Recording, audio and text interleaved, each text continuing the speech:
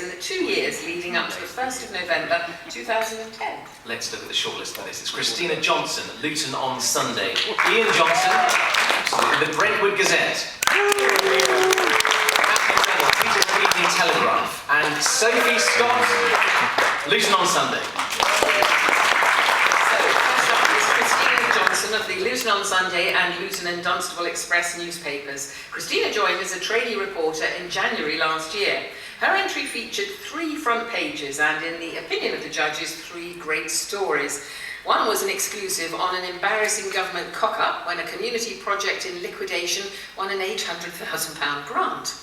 The story of how a 10-year-old was the youngest holder of a licence to use a shotgun in Bedfordshire came from a timely Freedom of Information request. The revelation came days after 2 teenagers were jailed for life following an execution-style killing in Luton.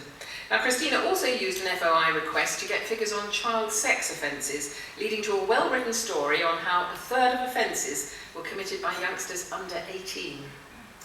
Ian Johnson of the Brentwood Gazette stepped into journalism after 10 years in market research. The judges really liked his writing style, a nice tone, strong stories, they said. He secured the first interview with a local bishop, dubbed the bonking bishop by the Daily Mail, no less, who talked frankly about his affair and arrest for alleged rape. Tough Questions produced a powerful and compelling front-page piece there. A terrorised couple who installed their own CCTV to deter vandals attacking their home spoke out in another of Ian's great stories. His final submission broke the story of how 3 illegal immigrants clung to a school bus returning from a trip to France to get into the country. It was parents and the school caretaker who helped track them down, tailing them before the police arrived. Matthew Revel started his journalism career at the Peterborough Evening Telegraph in September of 2009. Now, the judges loved his special report on homeless immigrants living at the end of people's gardens, in garden sheds and even in trees. He got the sound bites from angry homeowners, but also persuaded the migrants to speak and be identified, and that story went national. Another front page focused on a local fundraising appeal to help a teenage cancer victim, and the 3rd submission returned to the theme of shed-living migrants, following the tale of Joseph Szabo, who described how living in a shed was better than life he left behind in the Czech Republic.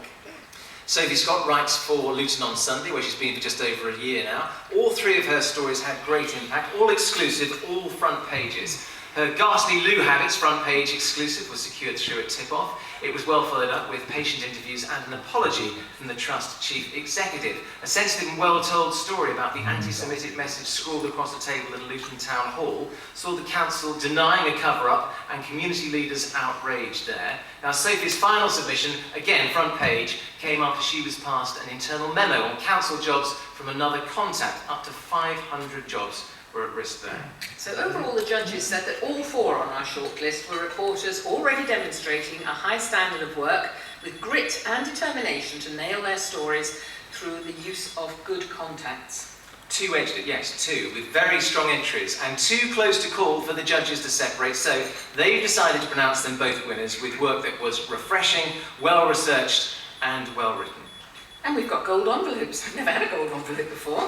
However, the 2 winners of Newcomer of the Year 2010 are Sophie Scott, Luton on Sunday, and Ian Johnson.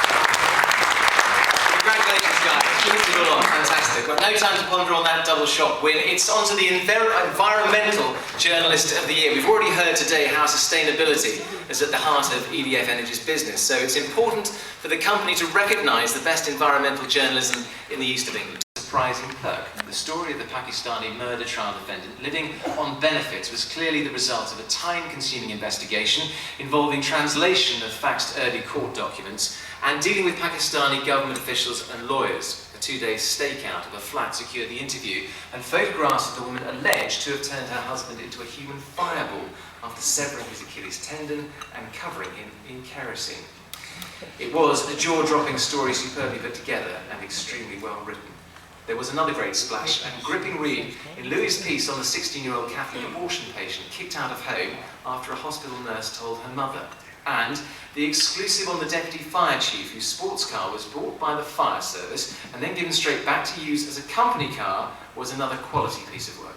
An impressive shortlist, but in the judges' view, one very clear winner, and they would snap this reporter up tomorrow if they could.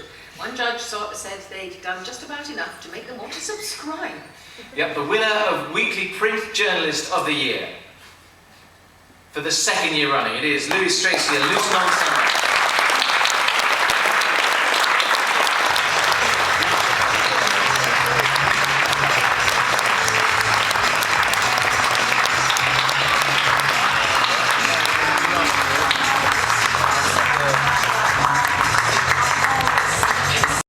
The overindulgence of councillors while the story cuts straight to the chase, contrasting staff and service cuts with councillors voting to keep perks and agreeing an 8% expenses rise, no less.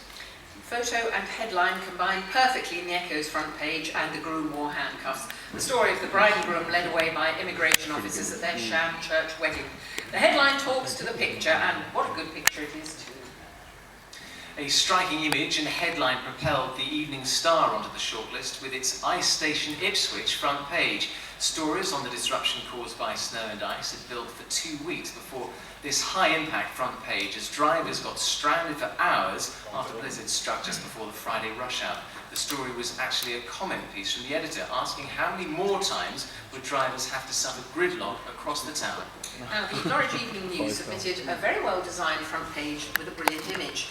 Defeated Clark heads for the exit, superbly captures a moment when long-standing Norwich MP Charles Clark headed for that exit on election night, knowing his time in office is up. A clever play on the words, and the glum faces say it all. Even ITV's Anglia's very own Malcolm Robertson is there playing. He looks glum too. He was sympathising, I think that's what it is.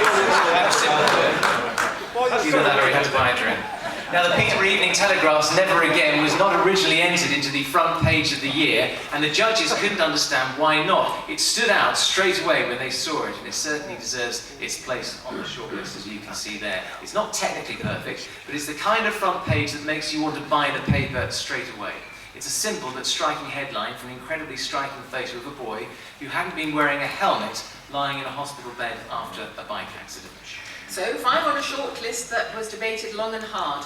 But who is our winner, Jonathan? I will tell you right now, Karen. It is for the best looking and impactful front page with a headline that talks to the image and an image that truly tells the story. Winner of the front page of the year for 2010 is the Norwich Evening News with defeated Clark.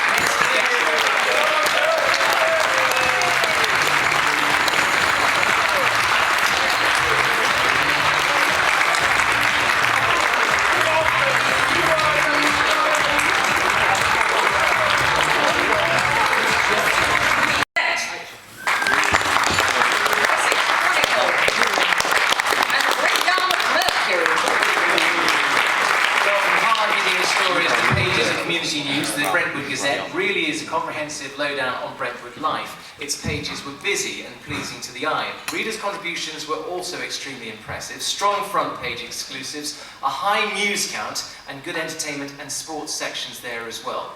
There are in-depth investigations, and once you've trawled through the initial page after pages of news, there's an education section before hitting the community news. An impressive product, and it's only 65p.